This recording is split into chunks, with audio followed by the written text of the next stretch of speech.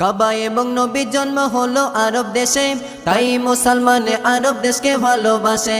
সেই আরব দেশে এখন দেখো না ভাই চেয়ে, লালসাই বিয়ে করছে ইহুদিদের মেয়ে। আরব দেশে পাপাচারে বেড়ে গেছে এত, নবী না থাকলে সে তাই গজব নাজিল হতো। কমে গেছে বাদশার এত ইমানের বল, মোদির কথা শুনে গেল সিনেমার হল। যে মোদি আঘাত করলো বান্দা বান্দির, বাবরি মসজিদ ভেঙে গেল রাম মন্দির।